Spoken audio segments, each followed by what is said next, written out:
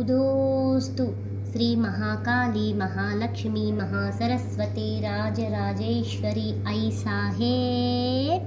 श्री अंबा माता की जय, श्री अंबा माता की जय, श्री अंबा माता की जय। आजचा आपला व्हिडिओ कशाबद्दल आहे हे तुम्हाला समजलंच असेल। हो नक्कीच। नमस्कार सर्वांना, श्री स्वामी समर्थ। तुम्हा सर्वांचं आपल्या चॅनलमध्ये खूप खूप मनापासून स्वागत आहे।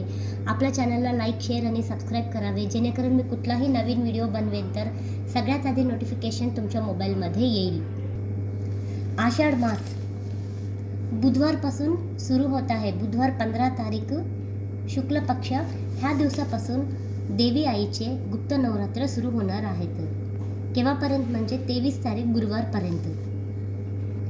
हे गुप्त नवरात्र वर्षामध्ये 2 असतात आणि दोन कैकी चैत्र नवरात्र आणि आश्विन नवरात्र, जे की आपण सगळेच साजरी करतो। पण आपल्याला गुप्त नवरात्रमध्ये पण देवी आईची सेवा करायची आहे आणि आपल्या कुलस्वामिनी माताचा आशीर्वाद प्राप्त करून घ्यायचा। आपल्याला ह्या गुप्त नवरात्रीचा अवचित्त साधून दुर्गा सप्तशतीचे जितके जमेल तितके पारायण करायचे आहेत, म्हणजे पाठ। ते कसं करायचं आपण हे व्हिडिओमध्ये जाणून घेणार आहोत। जे नवीन सेवेकरी आहेत त्यांना संपूर्ण पोथी वाचायसाठी 2-3 तास लागू शकतात, पण एकदा सवय झालं तर 1 ते सव्वा तासामध्ये होऊन जाते। आपल्याला संकल्पयुक्त आपल्या कुलस्वामिनी माताची सेवा करायची आहे। जसे की आपले आई वडील असतात तसंच आपलं कुळाची रक्षण करणारी आपली आई असते, म्हणजेच की आपली कुलस्वामिनी माता असते। आपल्याला अगर आपली कुलस्वामिनी माता माहिती नसेल तर आपल्या थोर मोठ्यांना विचारून घेऊन आपली कुलस्वामिनी कोणती आहे ती अगोदर आपण माहिती करून घ्यावी आणि आपण हे दुर्गा सप्तशतीचा पारायण करावे। कुठलीही कुलस्वामिनी माता असो तिच्या चरणी ही सेवा रुजू होईल। ही अशी दुर्गा सप्तशती पोथी प्राकृतमध्ये आहे, स्वामी समर्थ महाराजांच्या केंद्रामध्ये मिळून जाईल।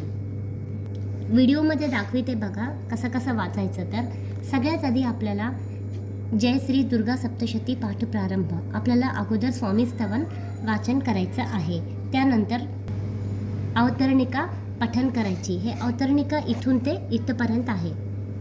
मग हे पाठविधी, त्यानंतर बघा मंगळाचरण, त्यानंतर श्री दुर्गा अष्टोत्तर नामस्तोत्र, त्याच्यानंतर देव्या कवचम वाचायचं आहे आपल्याला, त्याच्यानंतर अर्गला स्तोत्र वाचायचं आहे, त्याच्यानंतर किलक स्तोत्रम पठन करायचं आहे आणि मग रात्री सुक्त पठन करायचं आहे। हे सगळं आपल्याला पहिल्या दिवशी, ज्या दिवशी आपण संकल्प करतो त्या दिवशी हे आधी जे सांगितले आहे सर्व स्तोत्र पठन करायचे आहे। समजलं नसेल तर व्हिडिओ थोडं मागे घ्या आणि बघा। पहिल्या दिवशी आपल्याला हे स्तोत्र पठन करायचे आणि त्यानंतर आपल्याला 1 ते 13 अध्याय वाचायचे आहेत। 1 ते 13 अध्याय झाल्यानंतर बाकीचे स्तोत्र पण असतात। तंत्रोक्त देवी सुक्त, प्राधानिक रहस्य, वैकृतिक रहस्य, मूर्ती रहस्य आणि अपराध क्षमा स्तोत्र असतं। ह्याच्यामध्ये आपल्याला हे सर्व स्तोत्र काही वाचायचे नाहीत, फक्त क्षमा प्रार्थना स्तोत्र 13 अध्याय झाल्यानंतर वाचायचं आहे। कशासाठी म्हणजे आपल्याकडून काही अक्षरं चुकीचं म्हणल्या गेलं तर क्षमा प्रार्थना म्हणून देवी आईसाठी क्षमा प्रार्थना स्तोत्र पठन करायचं असतं। आणि आपण किती संकल्प केलोत अध्याय 14 पाठ केला तर अतिउत्तम, पण नाही जमला तर 9 पाठ करू शकता तुमच्या वेळेनुसार किंवा तुमच्या इच्छेनुसार। कारण की इच्छा असती पण करू शकत नाही।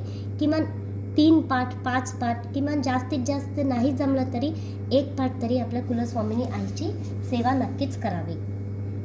तुम्ही पहिल्या दिवशी संकल्प करून अगोदर सांगितलेले स्तोत्र वाचून मग 9 दिवसापर्यंत रोज 2-2 अध्याय जरी घेतलात तरी 9 दिवसामध्ये 13 अध्याय संपूर्ण होतात। त्यानंतर बाकीचे स्तोत्र सगळे पठन केलं तर असं पण चालते। किंवा तुम्ही जास्त पाठ करणार आहेत 5, 7, 9, 11, 21, 108 तरी देखील अगोदर स्तोत्र पहिल्याचे वाचायचे पहिल्या दिवशी आणि मग 1 ते 13 अध्याय रोज पठन करायचं आणि क्षमा प्रार्थना पठन करायची।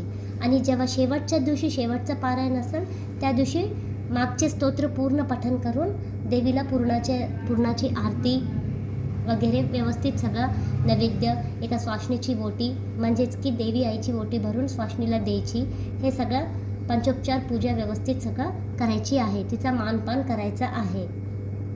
जसं जमेल तसं साडी देऊ शकलो तर साडी किंवा ब्लाऊज पीस, ओटी, फळ फूल जे जमेल ते.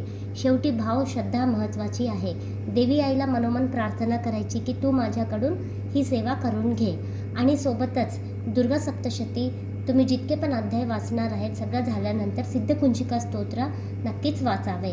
कारण की दुर्गा सप्तशतीची किल्ली म्हणजे सिद्धकुंजिका स्तोत्र आहे. वाचायचा प्रयत्न करा. नसेल जमत, थोडं अवघड आहे स्तोत्र, पण यूट्यूबला लावून देऊन तुम्ही पण वाचा. नित्यसेवेमध्ये आहे हे स्तोत्र, किंवा यूट्यूबला ऐकू पण शकता. आणि नवरणव मंत्राचा पण रोज आपल्याला 1 माळ करायचाच आहे. अशा प्रकारे आपल्याला आपल्या कुलस्वामिनीची सेवा ह्या 9 दिवसामध्ये गुप्त नवरात्रीमध्ये साजरी करायची आहे. व्हिडिओ आवडला असेल तर नक्कीच लाईक, शेअर आणि सबस्क्राईब करावे. किंवा शेअर नाही केलं तरी चालेल, पण ओरल तरी कोणाला तरी सांगा ज्याला ह्याची जरूरत आहे, त्याला त्याची दुआ देखील आपल्याला खूप लागून जाईल. चला तर मग मी झालेली सेवा देवी आईच्या चरणी रुजू करते आणि आजचा व्हिडिओ इथंच थांबविते. जय माता दी. श्री स्वामी समर्थ.